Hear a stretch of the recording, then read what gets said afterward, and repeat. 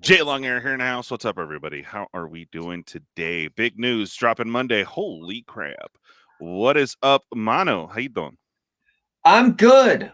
I'm alive and well, despite, 68% of the Magic the Gathering community. Yeah, right. Bob, it's been a minute. Welcome back. I hope things are going well, except for the news, I bet.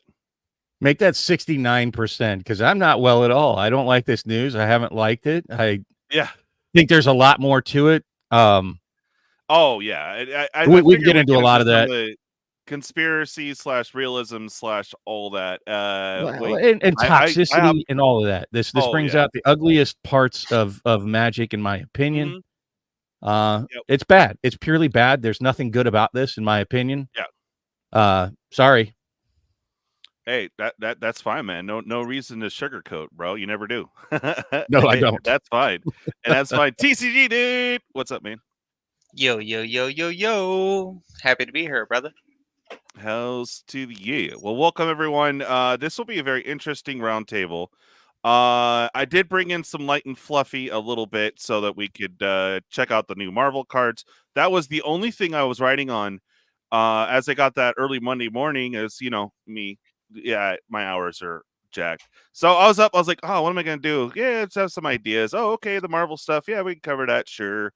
Maybe make up some fun something or other. And then that sucker punch while I was at waiting to see the deck. So I was like, oh, bro, all this, like, dude, I need to get on like right now. And I'm stuck in this freaking appointment in errands. Right now? I rushed back. Yeah, well, you know what I'm talking about. On Monday when we got the news. Right now. Got it. Yeah, right, man. Yup. Yeah, so it was crazy. Let's say hi to some people in chat. Time Capsule, what's up, Burr? TCGDude, Mad, Time Capsule again, and Michael Superbacker, what's up?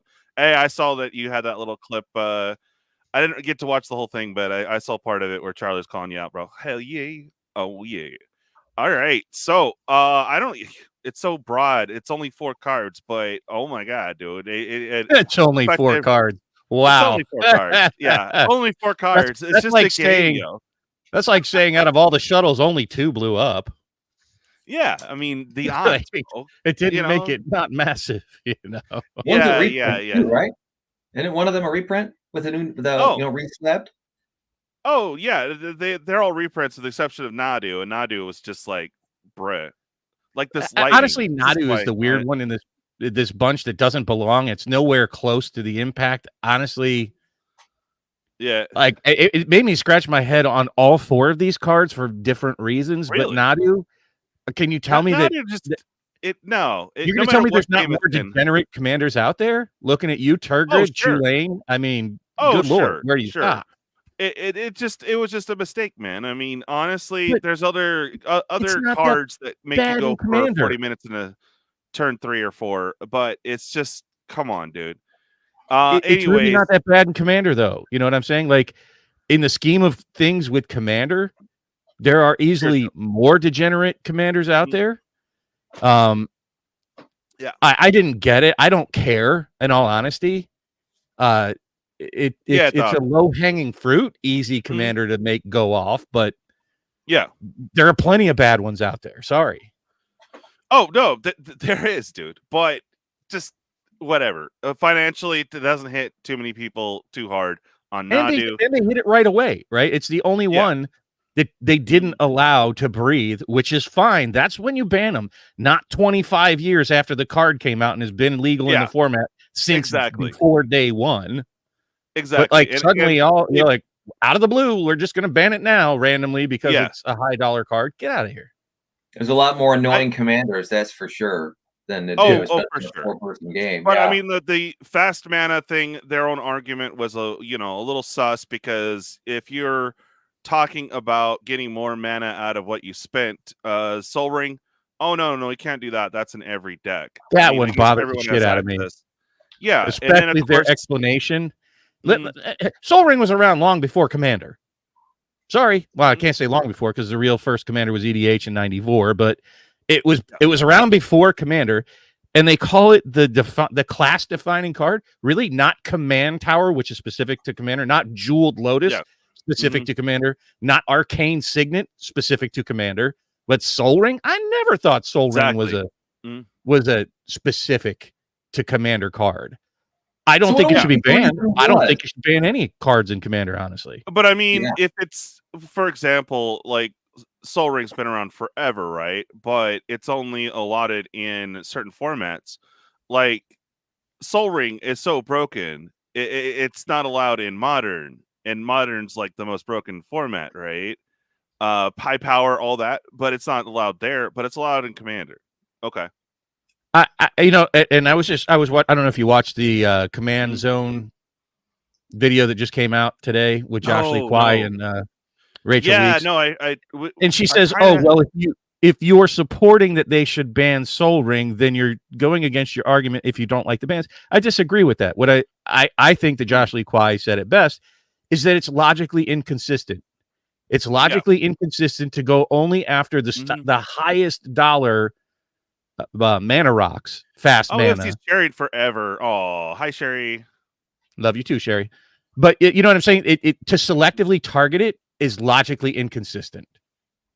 It doesn't make sense to not go after it. Chrome Mox, Mox Diamond, Mox Opal, Mox Amber. You know, all these fast manas that are out there, and Sol Ring. Like, either you go after them all because they're all problematic in the format Mana Vault. Yeah. But they only pick the highest dollar value ones. That just okay. Yeah. So I was gonna list out. Unfortunately, I didn't get a chance to do my homework because I was hanging out with y'all till like 6 a.m. So I didn't do my homework. But my all-time favorite reason why the ban, and these are super fun. My favorite line was because of the pores. I'm like, what? I identify as a poor, and I had no issue with Mana Crypt. I mean, it'd be nice to have one, but like, bruh, like I didn't say anything about this, and I'm a poor. But I just thought that was hilarious that they said because of the pores is an excuse of them banning Mana Crypt. Well, I don't think they put that in their explanation, did they? I don't think they said that. I think that's the public saying that, right? You're right. Oh no, there's a lot. We'll get into the public more later because I just had to get that out there because I think that is hilarious. And look, Pablo, sorry, Pablo, yeah, man, I hear you. I'm poor, and now I'm poorer. Thank you, RC. Yes. I mean, I don't personally care. Yeah, I have like, I don't know, 2 copies of Mana Crypt and 2 copies of Jeweled Lotus and 2 copies of Dockside. They're in none of my decks, none of them, because I just don't like playing with any of those cards. I don't sell cards, so I can't lose money because my daughter will be the one losing that money. She'll get the cards long after I'm dead. So I personally don't care about the financial loss or gain. What bothers me is the lack of foresight with all the powers that be that let this be. And actually, I don't blame the rules committee. I blame WotC. Okay. They've been talking with WotC for a year about this. And this all went down in a very shady way. July 2023. Now, in all fairness, like when they do ban a card, they go into the explanation and do all the stuffs, and then they kind of leave a hint. We're looking at these cards, so that kind of lets people kind of tense up and like go, okay, kind of be prepared. But no, this was very abrupt. Apparently, select sellers from TCG got the info, and right before they announced it, there you could see a little dip on at least the base versions. But we'll look at that in a little bit on the financial aspect. Just looking at like TCG and the massive drops and all that fun stuff for visual aid. To that point, the watch list is not going to help. All it'll do is change the timing. It won't change the effect. Right. Well, what was suspicious of this timing, though, was you had all of a sudden this murmurings of making 2 ban lists. And that was, and all of a sudden they act, and people were talking about, one for casual and then one for competitive. They were going to start looking. There's a whole like essay on it out there, and then people were saying like nothing's been banned in a long time, and the RC's been quiet, or so on and so forth. This is just kind of the talk of the net, right? And then It was barely a week and a half ago. You know, they're talking about, oh, 2 ban lists, and all of a sudden, bam, they show right up with the biggest splash you've ever seen. Maybe a lot of this is all just coincidence, but it's really wild how they're all piling up. You know, with the timing of all of this and the particular cards that they picked and everything else. I mean, because outside of reserve list cards, wasn't Mana Crypt the most expensive? There's no two ways that this was premeditated, planned out well over a year in advance. I guarantee you they made the rules committee sign an NDA. We actually had one of the rule committee folks on our channel, Gavin Dugan, wonderful human being. So my sympathies for him, even if he did make the wrong call to ban these cards. And I think that that's the wrong place to put your anger. They're trying to keep the format healthy, completely disconnected, though they're not oblivious to the financial aspect of it. They don't have skin in the game for the finances like WotC does. Guaranteed, when they were in contact with WotC, the timing of all this, how it all played out, 100% at the feet of WotC. Like, people are focusing their anger in the wrong direction. And I think they had the rules committee. They allowed this. They planned this out and said, how do we take advantage of this? They have the rules committee is taking the heat on this. And they knew it.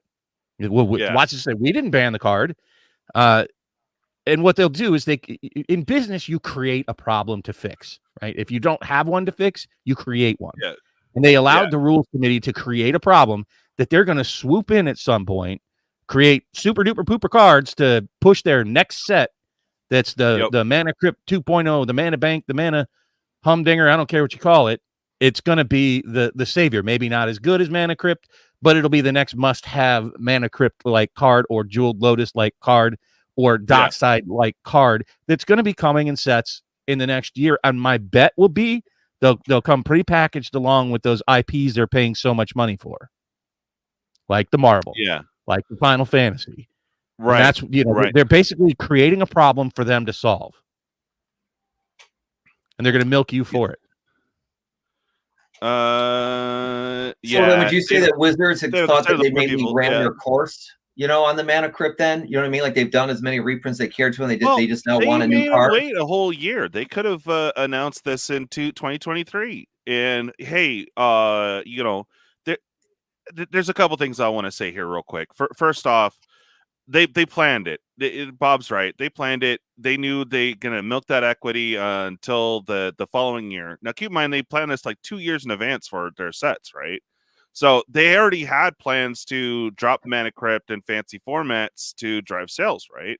So they told them, hold off until after FAB. People start getting their FAB. That's what some people think, because, lo and behold, in those packs were the collector packs that had Mana Crypt, Dockside, all the evil 4 they had to kill. But they could have said this in 2023. Hey, it's going too fast now. It's no longer casual. There's competitive CDH. But anyways, long story short, they could have stopped it earlier, and then those cards would not have been big sellers or push the set. Because they still include like the Emrakul and like the first double masters. There's a Emrakul, and that's banned, but that wasn't the big selling point of the set. So like Mana Crypt being in a set, all those sets are like gold.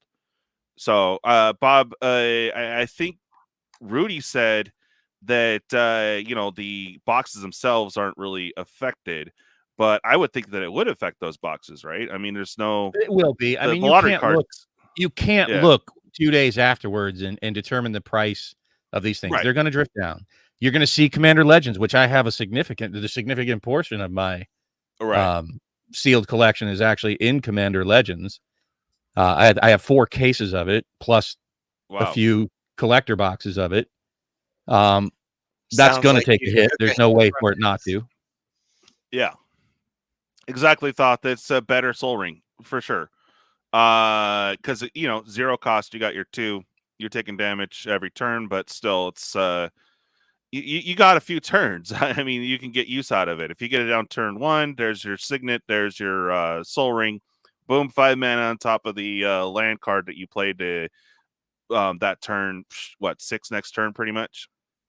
Yeah, that is super fast. But their logic doesn't make sense because, like, if that's the case, ban Soul Ring, ban Mana Vault, ban gosh, any other thing that you get a more mana back than you put in.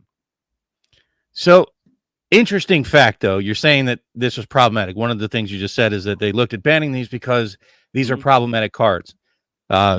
My channel partner, Matt, did a video on these bannings, and he went and got the actual numbers from EDH Rec, which is the closest we can try to approximate to the general population out there. They have millions of commander decks on EDH Rec. It's the authority.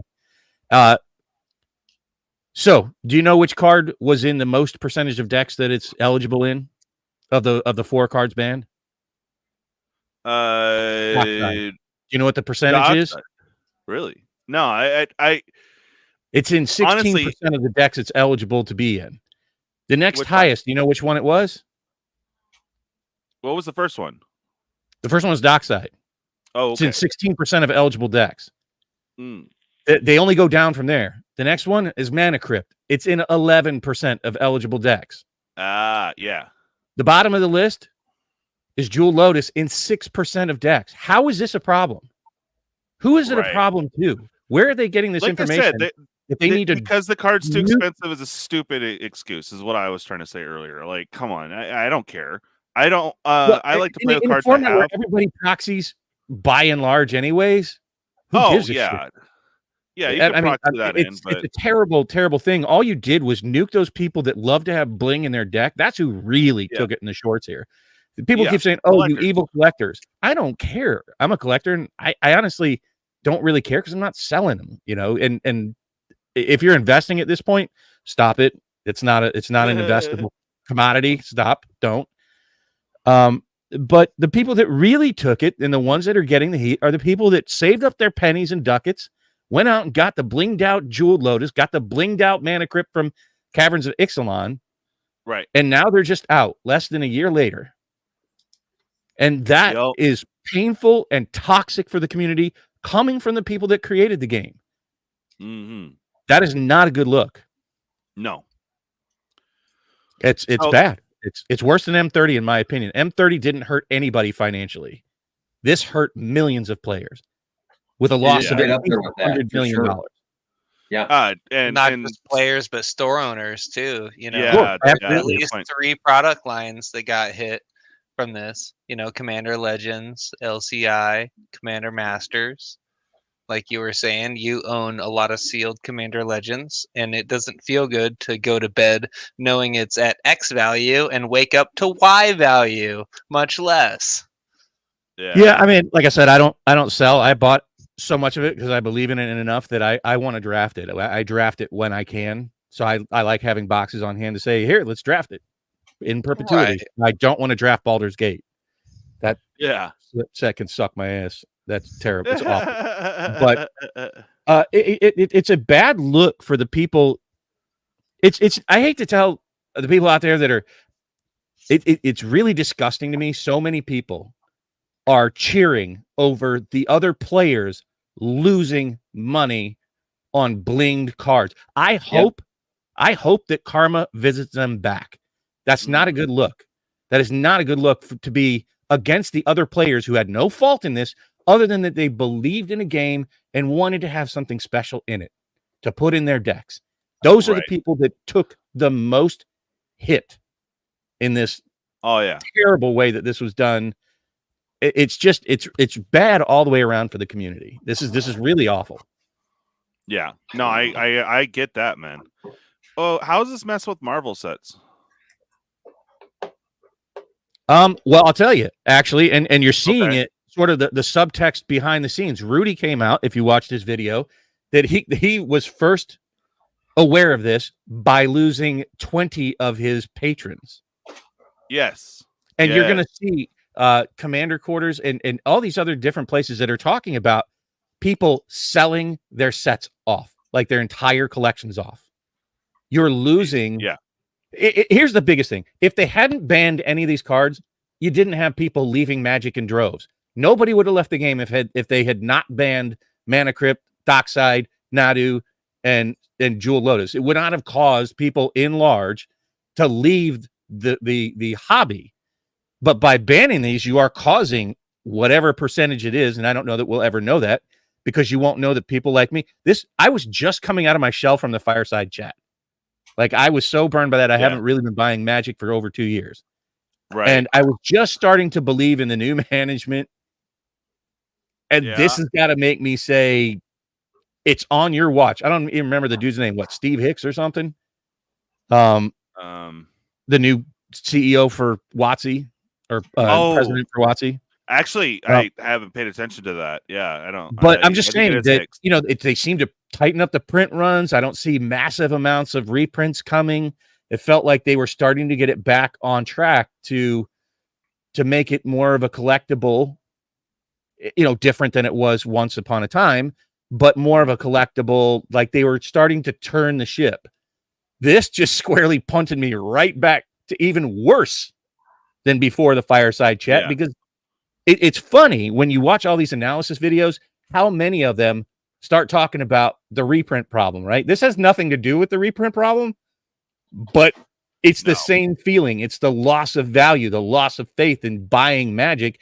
I have no faith to continue buying the cards or investing in special versions of them, because they'll either reprint it or it'll get banned. There's no faith. Like, you get a super card and you're like, oh my goodness, I got it. Let me sell it right away before it loses value. Like, that's not a way to have a collectible card game. Yeah, exactly. Gosh, what were some of the other ones? Mono, you've been paying attention to the whole thing. Did you have any favorite public quotes or public say in the matter? Or actually, if not even that, how do you feel, man? I mean, forgive my ignorance, but when I heard when the RC admitted that they had been chatting with Wizards about this for a year, I was like, whoa. I mean, it was like innocence shattered, because when this first broke, I was like, who took it, got punched right in the face, was Wizards. There goes your reprint babies to boost your boxes. But if they had a year in advance, like, all right, we're fine, we will go ahead and make a new card, and it's just all in cahoots. It's like the bad guys keep winning in a way. Because to me, I said the problem, it's not the value of the cards, it's the price of the packs. $16 pack. Like, everyone's just like, corporations got to earn their money. Like, why are we giving them a pass on this? I get it can't be $2.95 or whatever it was when it first started. When we all started this whole shindig, 30 years ago. But now to routinely have $16 packs for a chance to get something, and you hear us all justifying, oh, I just love opening it, maybe in the experience. Like, we're creating reasons to say it's okay. And finally someone actually gets a Mana Vault or a Mana Crypt. These things, they earn a couple of dollars, they do something with it, and now that goes to hell too. But here I thought, but at least maybe there is now a force that Wizards has to now pay attention to and discuss with. But it sounds like maybe the RC's just their cuck too, and if they don't talk to Wizards, they're more than happy to go, you know what, new format, Wizards format, big tournament prizes, our own ban list, piss off, and they don't want that to happen. So the RC, I don't know this, right? But I mean, and the RC is just like, well, we want to keep some independence and have a say. So, but at the end of the day, we'll just do whatever they want. But if truly they wanted to ban it a year ago and they waited so Wizards could make their money, that's a puker right there. Yeah. Oh, but I bad for anyone. The only one other comment I could say is, I my partner Thal and I, our show's a lot around finance, and we like the reserve list, and there are all these haters about the reserve list. Well, a lot of those haters now had Mana Crypts and Jeweled Lotus, and I'm not happy that they lost money at all. But I mean, it's just like, everyone think about this, right? Times that by how many hundreds and hundreds. Look what happened for 2 cards. When that value went away. I mean, if people are already talking, saying, like, I quit the whole game and this is going to be a seismic shift and blah, blah. Yeah, whatever. It's been a few days, and let's see what people are talking in 6 weeks. But you now times that by 100. And like, have we ever undone bans, right? So that's something else we were talking about, like trying to create, some feckless petition drive to get to change their mind. But I don't think that happens, right? I got to imagine that the more if there's a cry for that. They recently unbanned Painter's Servant, and I can't remember what else it was the last time. They do. They ban more than they unban. Or whatever it was, that red spell. Yeah, Worldfire. That's right. When they banned Golos, they unbanned Worldfire. But here's another thought for you if you like the reserve list. Let's see how much you love those dual lands if the commander committee, the rules committee, decides to ban dual lands. Yeah. Oh yeah. Don't say they won't. Right. Hey, it's a slippery slope. If they can do it to these cards, they can do it to anything practically. Yeah. So there's that, and that someone said that earlier. Like, oh, if they want to go financial, just ban reserve list cards. And I'm like, that would be a thing. Oh, Anger, did how are you faring the storm? And did you want an invite, bud? So I think that honestly, like you said, it's not so much the financial loss that's the bigger problem. The bigger, because that's already done. That's already spilt milk, water under the bridge. That already happened, and you're not offloading your cards, any of those cards, at reasonable prices now. Too late, horse left. But the bigger problem are going to be the lasting implications. So most of the people that will have the lasting implications aren't the ones that are speaking out loud right now. Like me, I'm a rare bird that, I was buying cases. I've been buying Magic for 30 years. And I am a public voice, but I can tell you, of the people I know with money, the people that actually buy products, they've been sitting on the sidelines by and large since right around the fireside chat, for the same reasons. It became super obvious that the reprint was out of control at that point, that they were printing too much product to begin with. Even when they were printing beyond reprints, just like Modern Horizons 2 was a poster child for printing far too much of a product. And people have been sitting on the sidelines waiting, if they're still in the hobby. The people with money, they're not out here ranting and bashing and raving. They tend to do things quietly. Most of the wealthy folks I know, they don't call attention to themselves. They drive Toyota Corollas, not Maseratis. They live under the radar. There's a vibe with most wealthy people. It's called the millionaire next door. And basically you'd never know it when you see us in the store that, we're wearing t-shirts and jeans or sweatshirts and flip-flops, and you just don't realize it, but don't call attention to themselves. Same thing in the Magic community. Most of the people that are spending large sums aren't out here raging on, Reddits. They don't have time to do that. They don't care to do that. Their time is too valuable to make a public statement about things. It's a passion hobby for me, so I talk. But I'm telling you, I know that there are a large number of people that this just pushed farther into that camp of losing what's called consumer confidence in Magic the Gathering. This is just one more thing. You have Magic 30. On the heels of that, you have the fireside chat. On the heels of that, now you've got this huge financial loss due to a banning. That's a lot of hits to take in consumer confidence in a short window of just 3 years. Yeah. I mean, Crypt was like the biggest card, right? I mean, especially for Commander, besides these are like 3 of the top 4. Yeah.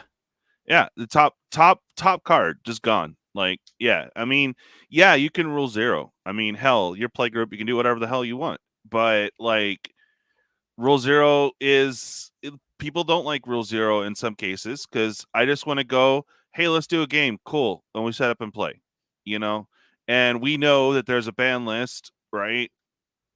Fortunately, we can adhere to it, or if it's not, it's your own personal play group, rule 0 is more comfortable. But rule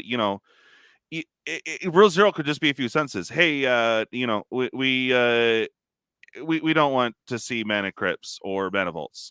Be like, oh, well, shoot, okay, that's that play group. You go to a different one, whatever. But the rule 0 there should be just a set rules. I just want to go to a store and play, not listen to a list.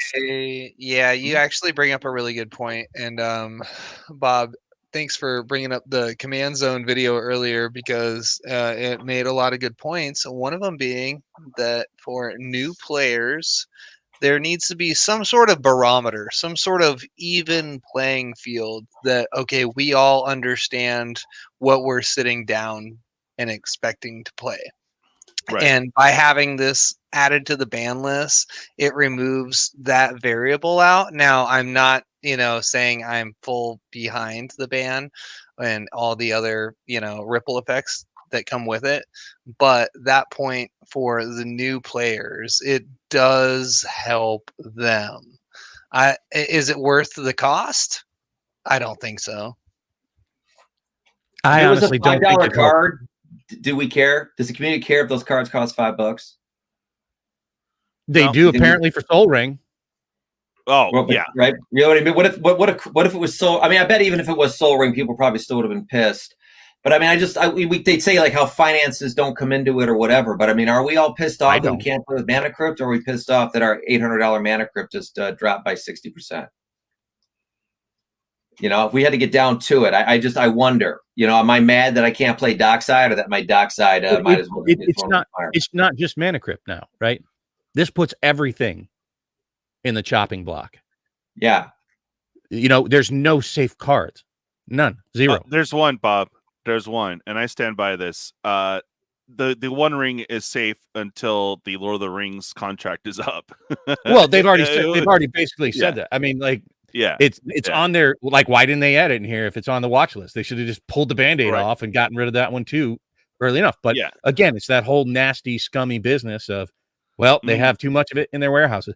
My bet is you'll see it not even just next year when the contract runs out, because they're able to print up until next summer, right? 2025. Because it 2 years, basically the long tail is what they're saying. Now, that means they're going to print the shit out of it, and it's going to be sitting in warehouses, and they're going to have plenty of that stuff on hand to unload after 2025. You can bet your bottom booty. So I would bet at least late 2025, if not 2026 sometime, is when we'll probably see the ban. But M30, I don't want to just keep reacting to chat. I agree that the loss of consumer confidence absolutely started in Chronicles, and I was around. Yeah. But they, at least the management at that time, said, whoa, we recognize we made a mistake. We're going to try to correct it. We don't see any such admission for M30. We don't see any such admission and I don't think M30 is a problem. Like, literally 2,000 boxes were sold. 2,000 boxes were sold. Period. That's the impact. That's nothing. That is less than nothing. They didn't reprint the reserve list because it says on the reserve list that they can reprint anything in a non-sanctioned format. Like, you can print them on oversized cards, posters, whatever, golden backs, doesn't matter. I made a video about that like 4 years ago. People mistake what the reserve list actually is. I recommend you go out and read it. I don't know why people had such a lack of confidence. I have reserve list cards. I have a significant position in reserve list cards. I didn't see it as like they threaten reserve list. I don't have collector's edition and international collector's edition. I feel those were far more threatened by M30, but here's the problem with M30 wasn't the fact that they reprinted all of beta. It was that they charged $1,000 for 4 packs. Yeah. There's the reverse side of this. It wasn't, hey, we lost $800 in value on our Mana Crypt. It was, hey, I can't buy $1,000 that other rich people get to have. And that caused the same sort of, it's the other side of this ugly coin that people can't reach it. Now that people have saved and lost money, it's like Rudy says, the loss hurts way more than the wins. Always. You remember your stings way more than you remember your gains. So, it's painful, right? M30, nobody really lost anything. It was just a deprivation of the ability to enjoy a product that a lot of people, quite frankly, couldn't afford. I think it was a bad look. Now, I think they should never have made it. I'm glad to have some in my cabinets upstairs. Not tooting my horn. I'm just saying I like having something it's so ultra rare. It is so rare. I'm actually glad if they took the sale down after selling just 2,000 boxes. That means it's 4 times more rare than alpha. Think about that. I did the math on like how much more rare M30 is than any other product they've ever made. It's the caveat of COD vaults. What's that? The caviar of cardboard. You know what I'm saying? It's rare. It's delectable. It's just a neat thing. I also guess what else I bought that nobody ever talks about, good or bad. Those Mythic Edition Ravnica, the special bundles that they sold. There's a Ravnica, War of the Spark, and a Guilds of Ravnica Not Ravnica, but Guilds of Ravnica. They're the Mythic Edition. The bundles. Ravnica Allegiance, Mythic. Yeah. I've seen a couple of those on eBay scrolling through. I like those because they only made 15,000 of each of them. That's super rare, folks. So that's why I like M30. It's just super rare. It's cool to have on my shelf. I'll never open them, but it hurt the community. So for that, I think it was bad. It should never have been done.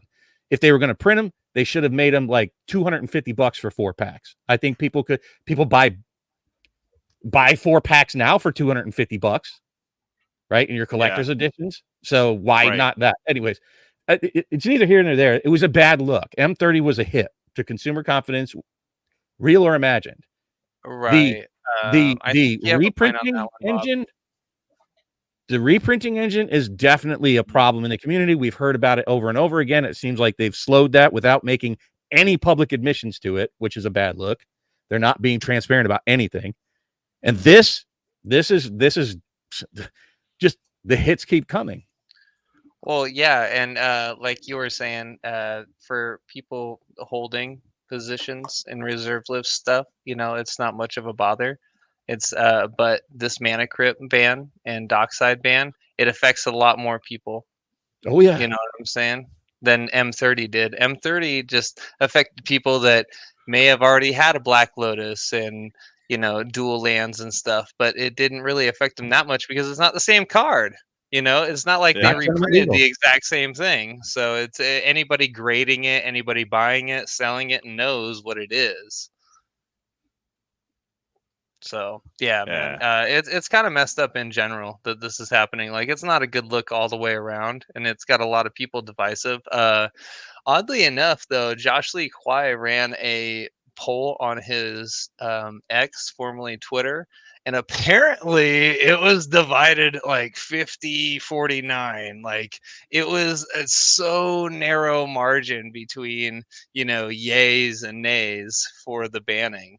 And that had me intrigued because it feels like it would be a majority of nay, right? People largely seem disappointed with this. Well, I think there's a lot of disaffected people that don't have the finances, that couldn't afford these cards, and now they feel vindicated and feel good. Just like if M30 went to 0, you'd have the same proportion of people that don't own any of it that now would say, good, you lost money. That is super toxic. But those are the people responding to those polls. Yup, they are.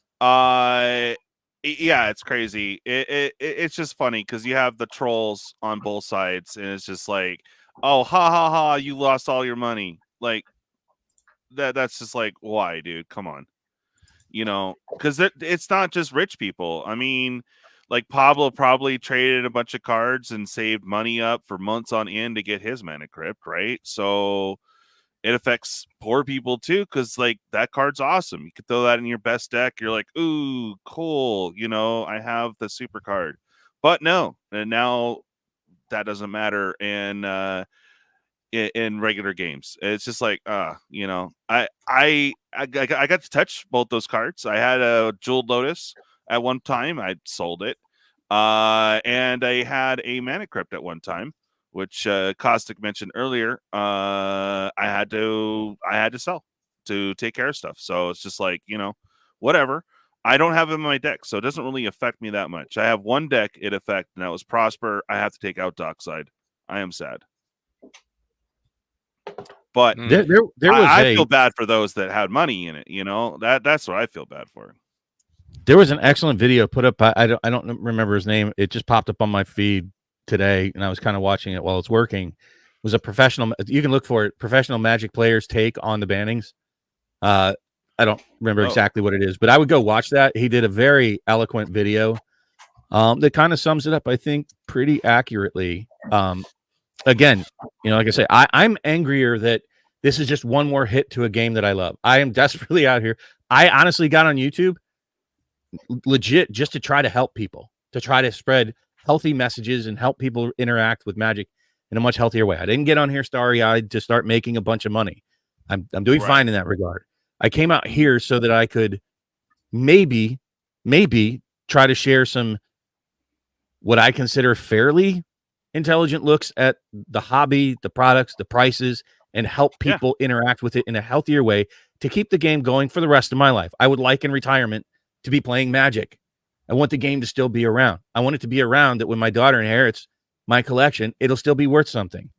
And when you mismanage, and abuse your buying public, they can disappear. Don't anybody out there think that Magic can't turn into just another one of those dead card games. Absolutely can. Being mismanaged long enough, often enough, it's already getting to the point where it's almost out of reach for the people that built the product, you know, which is the public, not WotC. You know, getting a couple of bucks to buy a pack. Like you said, the problem is the price, and it's just going to ever increase, and not proportionately to inflation. They're going to milk it for as much as they can to help buoy a dying company because they have the wrong business model. And don't kid yourself. Hasbro is draining WotC, and it's the only thing keeping them afloat. It's the life preserver, the lifeboats for the Titanic, and it's causing negative impact all the way around. It's just being mismanaged. All of these M30 overprinting, reprinting, even this decision to allow them to ban the cards, that's all WotC management. This is 100% being mismanaged over the last, I'd say, at least 6-7 years. Yeah, I mean, this decision didn't come lightly. We have Josh Kwai. Pardon my pronunciation, guys. Josh Lee Kwai. Josh Lee Kwai, yeah. The guy resigned? From the CAG, yeah. Yeah, it's just like out. Yeah. Effectively, I'm resigning from the Commander Advisory Group. Feel privileged for the opportunity to provide input and decision makers of the format, and hope that I was able to help in some small way to cultivate and guide Commander through difficult challenges it's faced during its period of rapid growth and popularity. I appreciate the rules community and Sheldon in particular for asking me to serve starting back in January of 2019. I wish nothing but the best, so on and so forth. Yes. All right, he's gone. He's like, bye. I mean, he's not gone as a content creator. He made a video today. That's what I was referring to on the Command Zone. Yeah. But I mean, clearly there's a lot being left unsaid here. He's a far more professional person than I am publicly, because I would have said some shit. I would have been like, this is jank. They don't listen to me. This is a low blow. But he is on a channel that is sponsored by WotC, so he probably had to keep himself reined in to some degree. But I think the fact that he quit at all speaks volumes. It's going to hurt his credibility, like by and large, to the public, that now he's no longer part of that ethos that's in the know. That you can look up appeal to ethos, but he's no longer the authority, or he lost some of his street cred, if you want to put it that way, by quitting the CAG. So this is a pretty big step. It's a bigger deal than most people realize. He is a very public face for Commander, and I think this is kudos to him. Like, we should all lend our support, if you did not like the bans, to Josh Lee Kwai at this point, because he's putting his skin in the game on this decision. So big kudos and ups to Josh Lee Kwai. Yeah. Oh, and Olivia for the voice of reason. I don't have that up. Yeah, she said no, but got overruled. No. Shut up and color, Olivia. That was part of Josh's problem, right? He was like, they didn't even talk to us. He's like, I could never would have supported this, and I'm the one getting like death threats, Discord, you know. And I hated the whole idea of this ban, you know. So he didn't say as much, but it seemed like he was frustrated getting thrown up as like cannon fodder, and that the whole advisory board was just sort of a way to make it seem democratic, when really it was just a few guys at the top talking about it with WotC and coming up with their minds. So I'm not going to sit here and take a lot of hate online when I'm not even getting a seat at the table. Indeed, if that's true. But that's kind of what a lot of people were saying, that probably why he bailed. I can answer this question. How does leaving the advisory board help Commander? His leaving, at a minimum, calls attention to the fact that not everybody that's making these decisions or involved around these decisions agrees with them. That people at the highest levels feel that this was a bad move. Now, how does that help? Is that it gives a voice to the voiceless out there. They didn't ask me. Raise your hand if WotC asked you about these bannings before banning them.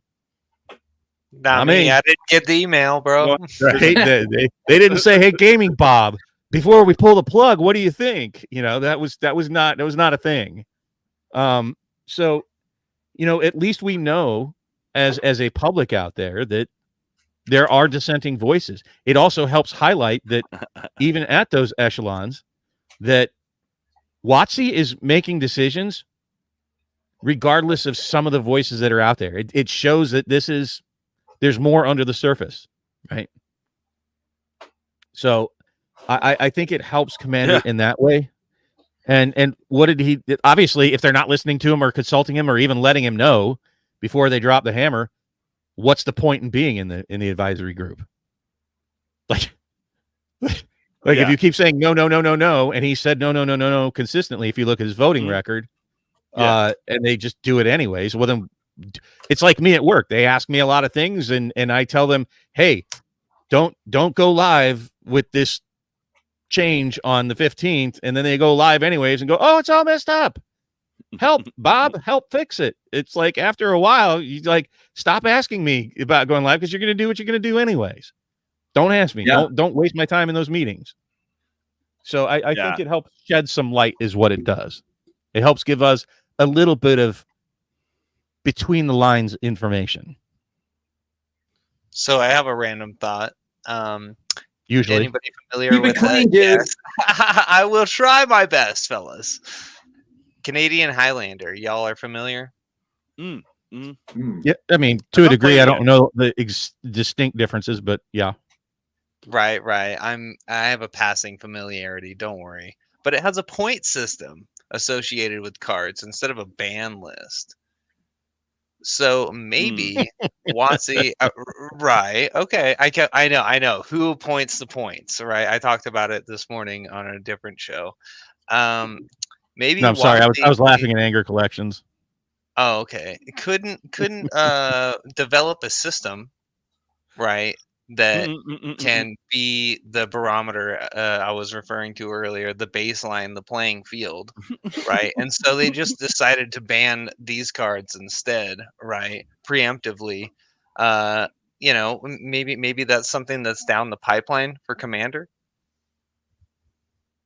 I don't know. I'm not going to try to look into a crystal ball of what's ahead. This took me by surprise. Raise your hand if it took you by surprise. 100%. I mean, Commander's about to be able to play with like all these cards. I mean, that's what the format's supposed to be. And the one of and 100 cards was why it was supposed to like not be broken. Inside of a format that's also designed to say, let's see what you got.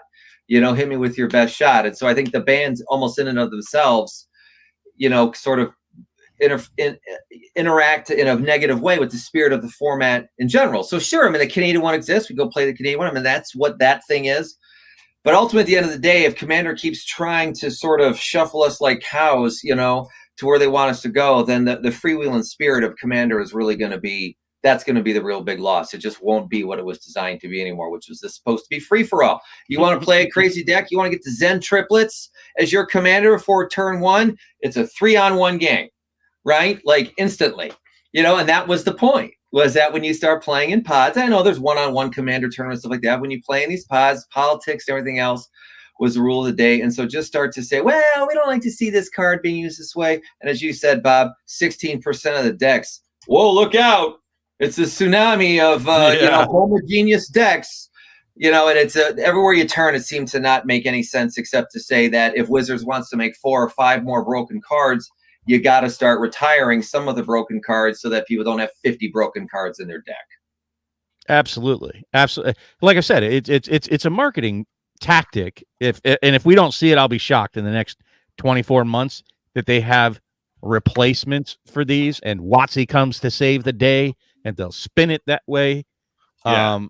It feels very, very dirty to me. I've seen this in sales that I've been in, where to put it this way, as a wine rep, I would see other wine reps from other companies when I'd go in and stock shelves, break bottles of wine simply so they'd have to replace them, right? Creating your own problem so you get guaranteed sales. Oh, let me fix that for you. Here you go. I got this on sale. Let me. It's a disgusting tactic, Yeah, Bob. But well, it feels it's funny very you much said like that. dirty because a lot of people feel that way about the Festival in a Box with those collector's packs that featured those cards that just got banned. So, I mean, what the hell were they thinking? Yeah, it was like, yeah, exactly. It's too coincidental, and of course, it didn't happen last week, right? When they were shipping out the Festival in a Box, right? So they didn't make sure that most people got that in. Yeah. When they shipped, because they shipped out the 16th. No, I'm saying they didn't say it when it was still for sale. Oh yeah, funny how that happens. Yeah, because the two major collector allures were in there. Of course, Lucy. Oh, is that your Festivals in a Box? Yeah, Festival in a Box. Yeah. No. I'm asking Mono. Mine are sitting upstairs. I'm still happy with it because I wanted the mystery booster for drafting. I got to do that at M30 a couple years ago, and one of my favorite drafting experiences. So I got them actually for the MB2 boxes just to make sure I had them on hand. Yeah. Right. There it is. Yay! Can't wait to get my Mana Crypt out of here. Yeah, right. Or your Jeweled Lotus. Yeah. Or your Dockside. Yeah, right. I actually want the mystery booster too. I'll send you all my commander packs for one of your mystery booster 2 boxes. That's right. I want to get that. I want to get some of those arena cards. I want that owl, the Oracle of Knowledge. Yeah, I'll never play with it. I thought it was kind of a cool art and everything. So we got to, if I'm not mistaken, please anyone go back and watch the video of the doing the 2 battles for mystery 2 box Festival in a Box. We did battles with them, right? It was fun. We had fun with it. But if you go back, honestly, I don't think we pulled any arena cards. I didn't see a single acorn stamp anywhere. Oh, so those things were did y'all really pull a future site no, foil? Michael Superbacker, no. Did you pull foil? The DJ? And I'll tell you why nobody should be selling their Dockside or Jeweled Lotus or Mana Crypts at this point. You don't lose money until you sell something. Yeah. That's right. It's only realized loss or gains. So yeah, one box was no foils. No. One box was no foils. The other one had 2. We had like a goblin, not a big one, but fun one, goblin, and we ended up with Mindbreaker Trap or whatever. Or I think that was it. A good card. Yeah, I'm sure it's worth a pretty penny, or was. I don't know, but yeah. Yeah. Yeah, we could look at the market if you guys want. I was kind of hoping to do that anyways. Yeah, I was glossing through it earlier, and that Oracle is right up there with the top pull.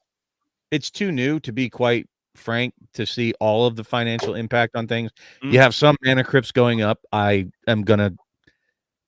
be putting money on the fact that those are going to come down, the ones that have gone up. There's just it's such, whenever you have a super limited supply of things, they can do weird things in the market, right? When you're only talking a couple of examples of a thing, it can get very weird very quick, meaning that like all these people went out and said, oh, before they unban or before the legacy players go out and get the super duper version of the Mana Crypt, I want to get my blue Mana Crypt or whatever the hell it is.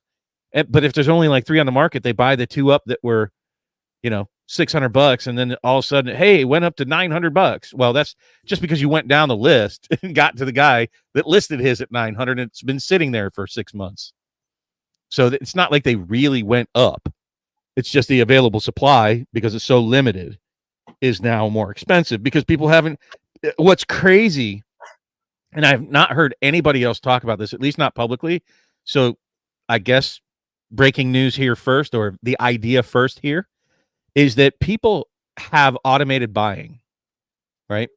There are bots out there that buy cards on an automated schedule, meaning it hits a certain price threshold and it snap buys. Well, there's your foil etch for $79. That's not really up there. But those bots have not been reprogrammed by some people yet. People that were on vacation, in the hospital, out wherever they're at. And they bought up a bunch of these cards. So that's still got to work itself out. So right now you're seeing market noise from a lot of different things, and you got to wait 2-3 months to see really how this is all going to begin to give a trend to settle out. There's some people I think hoping that beyond hope that they'll reverse course just over the next few days. Yeah, no way. Imagine a wreckage of that, right? Because all these people have now sold these things. Wait, you ban it? Just kidding. I lost thousands by selling my stuff off, and they'll never recoup that either, right? That'll feel, you've already lost the ones that feel betrayed, and now you'd betray other people even further that decided to stick around, sell their stuff off. Like it'll create more damage at this point. Yeah. They've already stepped in the poop. You got to live with it.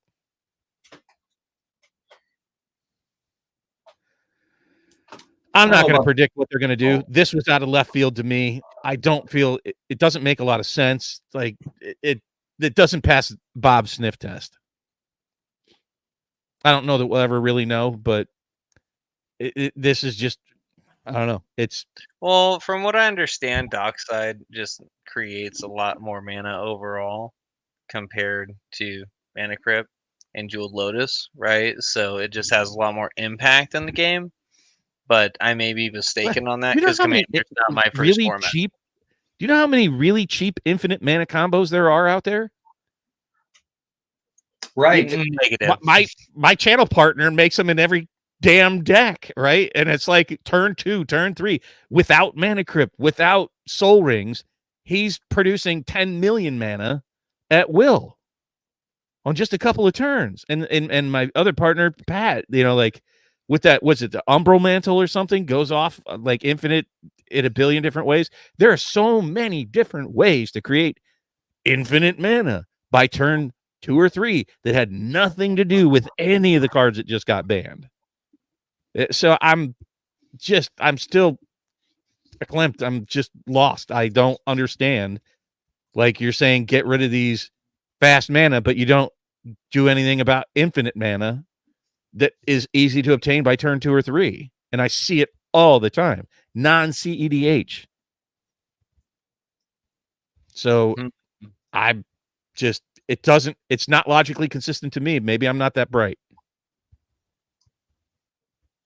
Cards interacted badly. I think this whole ban doesn't make any sense, bro. I mean, it just every which way about it is kind of shady and unexpected and left field. No, I don't think anybody is really happy with it. Some people may say they're happy about it, but I think that's a small minority of people, realistically.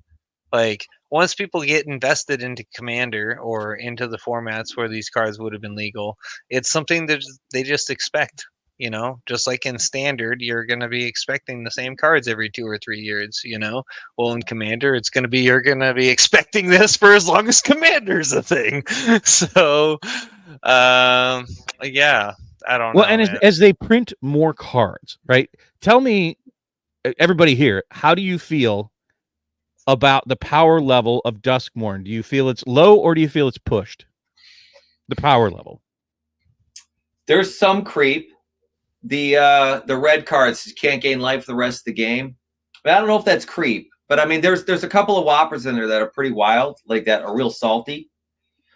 But yeah, there's a couple of black cards that are like damn. But I mean, there's been a lot of black cards that have been like damn, you know, over the last 5 years or so. You have commons, that blue common, 1 blue pip enchantment that turns a creature into 0/2. And loses all its abilities.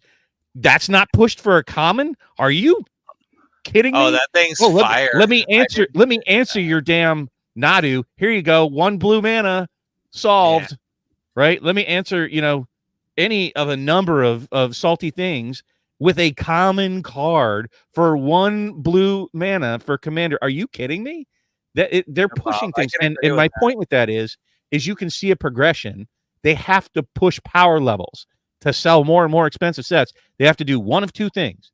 They either reprint super expensive cards to push them and make serialized and try to get you to buy it by something that has the promise of more money than what you bought it for, or you push the power level so people have to have those cards to stay competitive. And we're seeing this in a format that's a legacy format. It is a forever perpetual format that the more cards you add into the arsenal of Magic, of course you're going to have faster and faster games in Commander because every card is legal in it, minus the ban list. So it's going to, by nature, get faster, right? Until you split off to different formats. It's what happened initially with Magic. There was only one format, and then you had Type 2, and well, I think it was 1.5, and Type 1, Type 2, Type 2.5, if you remember back in the day. Yeah. And that was to solve this problem of power creep in order to sell sets. And you're going to have the exact same thing in Commander over time. So as for Duskborn specifically, I happened to do 2 pre-releases, and they were pretty fun. I'd say that one highlight of both events was being able to pull off the uncommon insect that's a 9/9 trampler that you can summon up with that other common, say its name. I actually had all 3 of those commons in my box along with that insect and was able to pull off the tutor out the graveyard for the win out that match. It was pretty epic. Great. Hell What do they call that? A Jim? Is that a Jimmy? Or like, what is that? Johnny? Is that the Johnny combo? Johnny, maybe, perhaps. But I mean, there's a lot of that, but I'm just saying that it feels to me, watching these sets, you know, Lord of the Rings, MH3, all these sets seem to be getting pushed harder and harder, you know, with more and more powerful cards. Looking at you, the One Ring, and was Agatha's Cauldron's also in that mix, and you know, it by nature as time progresses, and like if you look at that's what I was just about to say, Bob. Yeah, as the game evolves, there's going to be more mechanics that layer onto the sandwich. Just like, think about it. You know, you have your peanut butter and jelly. That was alpha and beta. You know what I'm saying? But we're, gosh, 50, 60, 70 sets. I don't know how many sets we are in now. That's going to have 130, 140. Yeah, that's going to all have these different mechanics, you know, and you have to think about all these moving pieces to the puzzle at the same time when you're interacting with your cards in your hand and on the table and what your opponent has, you know, and then you have to times that by 3 when you're playing Commander. You know, it's ridiculous. So yeah, I will say that having done my first pre-release with a core set for, was it 2010 or 2011, and obviously core sets are of the, you know, maybe intermediate level, right? They're not an advanced or an expert type product. It was a lot, you know. You had to think about a lot of things, and yeah, the power creep is there, bro. It is. But I'm not too like upset about it, you know. It's just going to be that more complicated to explain or share with other people. I'm not that upset about it either. Let's be very clear, you know, with the power creep. I'm just saying that it is what it is. I just see it. It's not an emotional reaction one way or the other. It's just a logical conclusion. And I'm not saying Agatha's Cauldron is a problem per se, not itself. But when you look at commons and uncommons today are often more powerful than the rares of the OG days. And this is an OG format that's a perpetual format. And adding Agatha's Cauldron and adding the One Ring and adding the Roaming Throne, you know, all adding Shieldred, whatever the one that's problematic, and adding Turgid and adding all these just makes that algorithm for what makes a super powerful game that much more likely to occur, right? That you start adding things together, you're like, oh shit, well that I didn't see that coming. That's problematic. So it's what happened with Nadu. They didn't test it well enough. Didn't really think about Lightning Greaves or the Shuko. You know, that's really what the problems were. They didn't see the problems with Tybalt's Trickery. That got a super ban quick. But you start adding these complexities into a perpetual format, and you can't take it back. It's you know, Pandora's box, so to speak. So, you know, they're using a ban hammer to solve a different problem, right? So what are they just going to make this ban list start growing exponentially because they just made it too good, too many possibilities that become too busted? Just like, for example, have you ever played with Hull Breacher? Perfectly fair card until you throw a wheel into the mix, right? but it got banned right away. I don't think it's a problematic card at all. Just rule 0, don't play it with wheels. Fine. You know, there are many things that they have to allow. Rule 0, like this banning just flies in the face of rule 0. Talk about confusing to a new player. Oh, don't worry about rule 0. We'll just ban problematic things for you. You're not smart enough to figure it out and work with other people to figure it out. I think it's why have rule 0? Yeah, sorry, I'm trying to win the game. I have a Hull Breacher out. There's what, 7-8 mana, and then I'm going to Wheel of Fortune. Where's your source of Plowshares? You know, maybe you need to take out 15 cards of your deck, put in some creature control. You may need to put in things in there that actually control the board, not just focus on what you're doing. I think that's really what it is. Like, people just want to say, watch me do this cool infinite combo and then let me do this, but it won't work if I actually have to put in a bunch of other cards to make sure that I can actually play and manage this board state. I'm amazed when I play pods with the lack of creature removal. Sure, there's a Wrath of God or something like that. But something like a Hull Breacher goes out, everyone should be like basically dumping 3 cards out of their hand to kill that thing instantly with 5 counter spells amongst the other 3 to back it up. You know, Hull Breacher never should have been a thing, to your point. And that's really where it is. People don't want to have to put in the just-in-case cards. They just want to play this full out, and then whoever gets there first gets there first. And you play 6 games in a row, and they keep ending on turn 4, and you never get to win. People rage quit. So maybe there's just a bunch of whiners. I think it is insulting to people that can rule 0 to ban cards and say no, you can't, because that creates like people say, oh, well, just rule 0 the cards back in. That is far more difficult to accomplish at a table than to say, look, you don't like it, then rule 0 it out. Guess what? Dockside was rule 0'd in my pod. They're like, no, this is just an unfun card. Not that it's unfair, it's just unfun. Right? And we don't like dirtles either. The ones like Nadu is a terribly dirtly deck. I don't really care about the power level, but I don't want to sit and watch you play for 20 minutes cycling through cards and then say, go. You know, like, and you haven't won the game. It's a terrible thing, but I don't care. It was a weird one to ban. But if you don't like Nadu being at your table, if you don't like Hull Breacher being at your table, if you don't like Mana Crypt or any other damn card, then you talk with your pod in a casual format that is not sanctioned and never will be. Say, no, don't play that. Get that shit out of here. And worrying about a pub stomper? Like, for real. You don't play with them. You're like, oh, that guy, he's a dick. I'm not playing with him the next time I come to the store. You just pick up your deck and you play with other people. I'm sure other people don't want to play with them either. So it's I don't know. This was a very real problem that they created financially for a lot of people when there are perfectly fine and have been perfectly fine solutions for a very long time. Unnecessary. Pointless. Highlander. I think that has caused a lot of problem to make people have to think too hard to play point lists, to be quite frank. People don't like extra rules. Oh, of course. And I mean, they have those little inserts for most products that explain how Magic works to some degree. And just adding that on there is not going to help anything. I was about to say, TCGDude, there's print about rules on every single card. Reading the card tells you how the card worked, and people can't even bother to read the cards that are in their own damn deck. You want them to read something extra? No. I don't have a lot of faith in that. Learn to read, noob. So, I don't think they're going to read extra stuff like, nah, just play. I'll figure it out. But I don't know. This is just a bad look all the way around, in my opinion. I feel that, and let me reiterate that in louder words, in my opinion. Okay, nobody knows Jack, except for the people at WotC. I think they probably stepped in it a bit more than they expected with this. I don't think they expected this level of negative reaction, negative response. Oh, yeah, for sure, bro.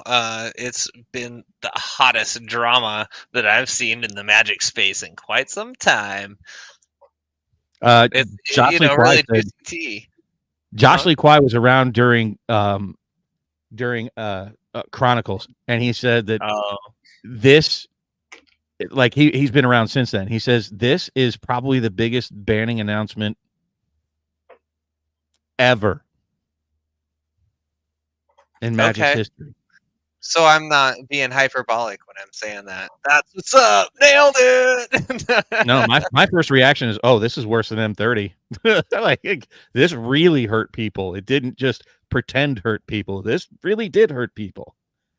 Yeah. Right where it counts the most. Well, and if you don't think this is going to make a whole lot of people tighten up their pocketbook, close up their wallets, we'll see. Right. But I think this is bad. You were yourself just saying earlier on the show that you were just coming out of your shell spending wise with Magic, and a little bit. I was taking baby steps.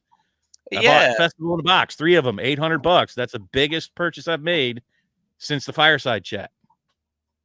Dang. Yeah, I wasn't fortunate enough to nail down a whole Festival in a Box purchase, but I did pick up some loose packs for my LGS, which they said wouldn't be available at, so it feels kind of good. Looking forward to I'm going to get both the Mana Crypt and a Jewel Lotus in my packs. That's going to be a thing that happens. Right. That's just so going to happen. Well, hopefully it's the rainbow one and you can try and sell it for some sort of premium. I don't sell cards. Okay, maybe you can sit on it for a premium. I don't sit on them for that effect. I like having my cards. Look, I don't sell cards because I've sold off my collection in 97 with over 40 dual lands and Shahrazad's and all my OG stuff. I sold my entire collection with 40 duels plus some beta cards and legends cards for $250. That included 40 dual lands in it. Ouch. I sold off. I said I would never sell again because I got back in Magic about 2 years later. And I said, I'm never going to sell again. Well, I ate my words when I got divorced and was totally broke and wanted to take my daughter to Disney World. So in 2009, that's when I had the second great selling. Sold 4 Gaia's Cradles for $25 each, Mox Diamonds for $75 each. Sold off all my high dollar or most of my high dollar cards in quadruplicates to take my daughter to Disney. And, of course, just a couple years later, they announced, the reserve list being a thing again and a big deal. And suddenly things shot up, right? So I don't sell, not because I'm hoping to make money. That's what the stock market's for in my job, not Magic. But I don't want that feel bad again. Remember I said the feel bads always outweigh the feel goods, right? They sting, they stick in your memory much worse, much harder, much longer, much more associative. And that's why I get so pissed off when they do things I think are bad for the people, including M30. I'm going to tell you right now, I think M30 was a bad idea. It was implemented. Let me say this about M30. People aren't mad at M30 as a product. They're mad that WotC tried to get $1,000 for 4 packs. Yeah. It doesn't matter what it is. They'd be pissed off at anything they would sell today for $1,000 for 4 packs. Sorry, they would. And that's where the real issue is. Not that they reprinted beta. I've said for a long time, I don't care if they have pink backs and pink borders. I would love to draft beta. I've never opened a beta pack. Even though I started in 94, never even held a beta pack. So I would absolutely dig the opportunity to open a box of beta and draft it with friends, even if they're not tournament legal or worth 25 cents a piece. I think that would be an excellent experience. But I think it was a price point that crushed that and it made them look greedy. And so it was bad for the community, period. It's interesting when you talked about, the stuff that's been banned in the past. Like you look at something like Mind Twist, right? Like people were playing with 4 of those at one point. I hated that thing. And it was at random too, right? It was a one black pip and X, discard cards at random. And so I think it was like when you started about Mana Crypt, a lot of cards have been banned in the past. Basically, were just destroying the game. Like whoever drew it first won. And that was that. And I'm not saying this is the first time, but now we just have sort of utility cards, right? These cards, Mana Crypt, Jewel, they don't win you the game. And that is I'm not saying there's been a lot of bans over the years. I'm not saying all of them have been adhered to something like Mind Twist did, but generally it was a card that was everyone has to play it. if someone gets to actually play it, the game's over. And then it was kind of a ban. And these two, at least these two of the four, well, all four. No, just because they hit the board doesn't mean the game's over. Not even close. And so that was weird. For me, I think that to see such a perfect 4 cards that were like, you know, all right, dockside, right? But like no one said, all right, I guess, mana twist. Everyone's like, thank God. You know, and this was the first time that all 4 across the board were like, eh. And then, of course, being, you know, expensive. None of them really actually made that much sense to me, except maybe dockside. To your point, by the way, taking, you know, 4-minute turns, that's just, you know, that's annoying across the board. Yeah, well, they're going to make a lot more of that now because they just took out a lot of the fast mana. So, right. Blowing our games down. Thank you very much. That's exactly the point. You know, it changes because you looked at it. They're saying, oh, we won't want to see these games go so quick, because they also said in their statement, we also don't want to see the games turn into a slog, which was what they were saying about Nadu. Well, you start taking away all the fast mana. Now everyone has a chance to get to turn 18. And if everyone's alive at turn 18, there's your 3-hour pod game. So, you know, you take away the ability for some breakouts, then everything's going to be a slog maybe. So we'll see. Yeah, it seems in that manner they're forcing battle cruiser magic, which, you know, it has its pluses and minuses, right? I think that if folks understand what they're sitting down for, okay, maybe, you know, you're meeting up with family once in 3 or 6 months, or with the boys once a month, you know, you're going to sit down, have a few brews, whatever, play Commander for 2 to 3 hours. Okay. But some other folks, like myself, like faster games of Magic, maybe 30 minutes to an hour, maybe an hour and a half max, you know, and I think that these kind of bans are going to affect some games, not a lot, but some for sure. And Prime, here's what I'm going to say about that. From people just like this admission that we're seeing from Prime, that we're hearing from other players. How many millions of, I wonder how many millions of players don't even know about this yet. I guarantee you there's going to be a chunk of players out there aren't even aware about this yet, right? And how many of the people that are like Prime are not on these shows telling us how mad they are about it, telling Wasi. More people say nothing than say something, right? It's a small minority of people that even speak up at all. The only reason I'm here is because DK's holding my nuts ransom, bro. You know, he's a crazy squirrel. Pack Opening Addict is a perfect example. Here's a person that has a channel that cracks a lot of Magic, right? And this is a sentiment that they're completely missing. If he's selling down to 1 copy, it's going to saturate the market. It's going to, like, if that's what people do instead of holding on to cards anymore, is sell, they're going to sell fewer cards, fewer boxes, because people aren't holding on to them. There'll be less demand. Okay, so can I just pop in a question here real quick based off of Pack Opening Addict's comment?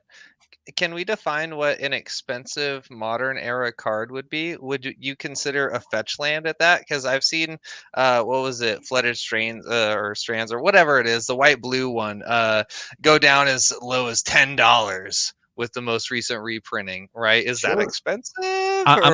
Well, I'll answer your question to that. It varies by person. Okay. What's expensive is subjective to each person out there. To me, I don't think $100 card is that expensive. Because I don't want to go down to just 1 copy of each fetch land. That kind of sucks. Like, I'm in the middle of building a Hollow One Modern deck, which, as much as I'd love to just have my budget build, if I want to actually have a respectful game of Modern, I need to get a playset of Bowmasters, and that's like $200, and I was lucky enough to find 1. So $150 more, and I have a viable deck. So, you know. Let's say, for example, somebody that I was watching deck building this week, I was surprised at all the cards that they said were expensive. They are building. All right, so I assume everybody knows Kalia the Vast. Familiar with what she does? You attack with her. You get to put an angel or a demon or probably something else. I think it's angels and demons only. Maybe angels, demons, and dragons from your hand, tapped and attacking, right, without paying its mana cost. It's a brutal commander. And I said, oh, well, with Duskmourn coming out, obviously Valgavoth is, that's a brutal card to throw into that, having that 9, like that card is a beast. And they said, right, oh, that's too expensive. It's a $20 card. Like I like if you're in this hobby, there has to be a minimum threshold that you're talking about. And then we were talking about the mana base as he was building the deck, and talking about Triomes. I said, "No, that's out of my budget for Triomes. They're what, $12 for a Triome? Like, I like 12, so 20 to set your. fees, yeah. I don't even think about it. I was thinking about fuck it. I'll buy all the Triomes he needs and the Valgavoth and just send it to him. I feel bad for him that he feels that that's expensive to be in this hobby. So that is a subjective thing to say what's expensive. And that's why I feel so bad for everybody. Do you know how impactful this is to some people? Like, I'm mad about it, but it doesn't keep me awake at night. There are people out there right now because of this ban announcement that are literally physically sick to their stomach. They've caused stress and pain from this. Oh yeah, I was explaining that on another show this morning, talking about the loss of value. And I'm a crypto holder, not out here to tell anybody how to live their life, but I hold it, and going to bed with X value and waking up with Y value at a much less percentage doesn't feel good, bro. And that's what happened to a lot of these. I have an unhealthy relationship like that to watching the stock market.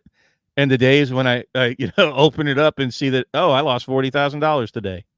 That like I imagine that's kind of what, relatively speaking, some people feel from like this experience. And I can tell you that doesn't feel good, not even for me. And it's like, oh shit, I have an unhealthy relationship. I check the stock market way too often, like daily, and it's unfortunate, but I'm just trying to relate that, there are different levels of physical discomfort from these types of things that people see out there. And I feel bad for the people that literally have that sick to their stomach. This ruined my day, maybe my week or more, just from the ban announcement. I feel it's bad. No, here you go. Using magic is bad, okay? You might lose your value. Okay. But it's so random. I'm for sorry, the Mana Crypt. It's been legal this randomly. But dude, seriously though. Mana Crypt's been legal since the format existed. What an odd thing to ban it, Technically the format came out in 1994, so 20 years, 30 years later. Dude, I was looking. Well, but it wasn't around in 94, was it? So it looks to, my studies here that the first printing was actually a book promo. There's old Magic novels, and they had like these mail-in sheets that you could send to WotC, and they would send you back one of like 3 cards or something, and one of them was Mana Crypt, if I'm not mistaken. Yeah, no, it was Harper's. And that was also like Arena was a card, and I think before that was the Nalathini Dragon, that was out of a different publication. But yeah, I get it. I'm just saying that it's been around probably longer than many Magic players have been alive. Yeah, that's fair to say. Especially since, thank goodness, thank the Planeswalkers that new players are actually getting in the space. And I don't know, man, this is not trying to shill for this ban, but I really do think that having some sort of playing field does help newer players. And I've been thinking to myself that if, like, say the reverse happened, Sol Ring was banned and not Mana Crypt, would the same kind of uprise or disruption or split between the community be happening? Sol Ring is in every precon out there, and it would devalue or legalize every product off the shelf, which would be problematic. I don't know how to respond to that. I mean, I don't know what the implication would be of Sol Ring. It would be a very odd choice to suddenly do it because, again, it's another one that's been around since the format's been around. Why now? Like, it's just such an odd thing. Right. It is an odd thing, but they were mentioning in their reasoning that it's a fast mana issue. And Soul Ring is right up there with the usual suspects for fast mana. I think they should have banned it. I think if they're gonna ban Mana Crypt, they should have banned Soul Ring. Right. I don't support any of the bans. Like not even Dockside. He's been around for 4 years, 4 or 5 years, and hasn't been a problem. Like people whine about it, but hasn't really been a problem. Is now. All right, what have you got on the screen here, DJ? DJ. He may be AFK. So Bueller. So apparently we're looking at some of these Marvel leaks. I was on mute.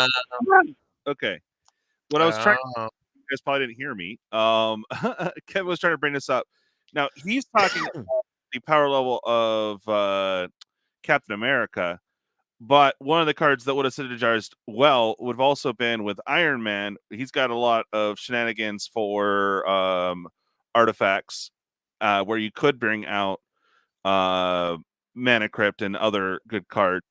But yeah, the power creep, I guess, is what you were saying. You said these bans are bad for this, Kevin, because the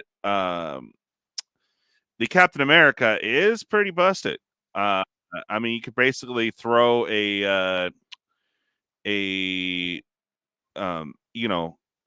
Mike's hard iced tea hammer at someone and put it right back in your hand.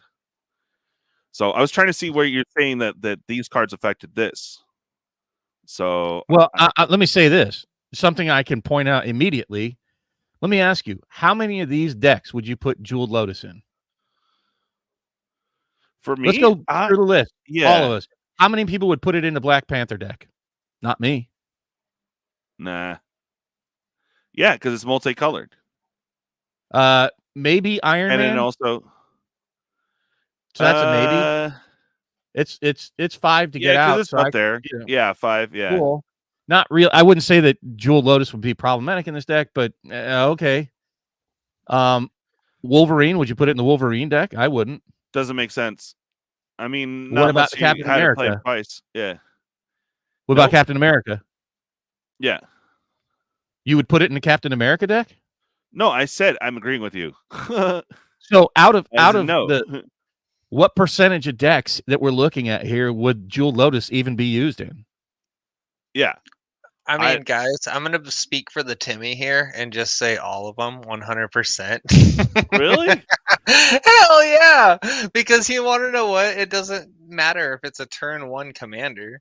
Like, as long as you're getting it by whatever the mana cost is here. Let's say for the worst one, Captain America, it's on turn 3. Okay, so you're playing your commander turn 3. Are you really having a bad time at turn 3 commander? Well, you need. Okay, I think it doesn't deserve a spot in the deck. The thing, yeah. Well, no, yeah, it only does one color, right? So the pips makes Captain America the most problematic to cast it with, right? And even with that floor of those 3 pips, I'd still jam it.